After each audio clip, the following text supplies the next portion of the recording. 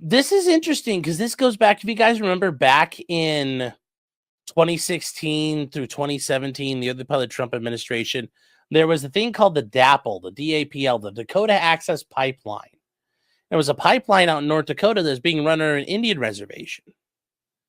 And there were issues about it poisoning drinking water and all of that. And there were all kinds of protests and Standing Rock. If you guys have ever heard about that, there was a whole thing about this protesting. There was a bunch of stuff that's happened here. And this is one of the interesting ones here. So the federal government owes North Dakota nearly $28 million. North Dakota sued the federal government. You know, the state had to spend $38 million to police all the protesters. If you guys haven't seen this before, the protesters, this is actually what they were doing. They were protesting and obstructing everything all over the place. One by the bridge, one by the river. This went on for years and years, and people set up shanty towns and all kinds of stuff. You feel it. You feel the tension. What are you doing? Your water is under attack. Stand up, fight back. We're here to pray. We're just here to pray. So anyway, that's all that happened there. This went on and on and on and on and on. Yeah, they actually made a lot more mess than the pipeline did. It was actually really bad what they did where they were. And a federal judge said that North Dakota is entitled to $28 million to deal with the Dakota Access protest. And yes, it was all part of the Standing Rock Sioux tribe's opposition to the pipeline crossing upstream from their river, which was part of their water supply. There was all kinds of stuff going on there, but you remember former governor Doug Burgum. Yeah, it's like that name's familiar and that name rhymes.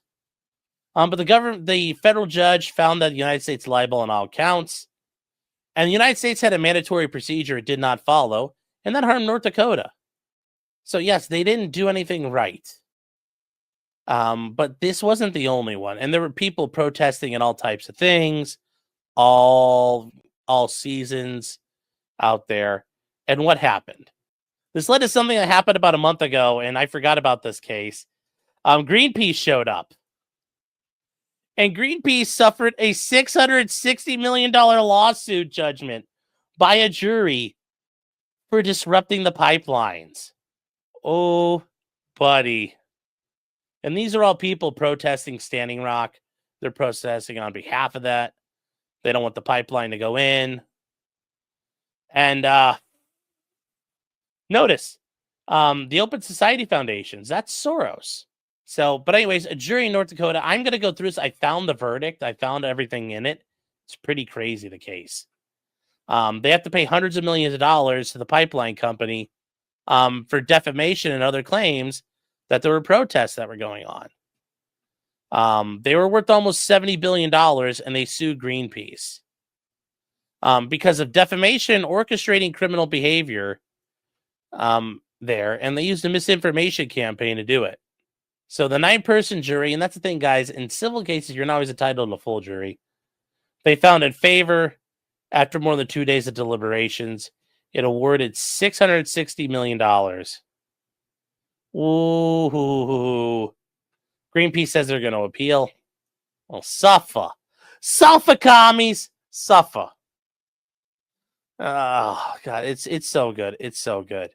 Greenpeace is one of the 3 organizations sued by the energy company. And they're going to go after everybody else, too.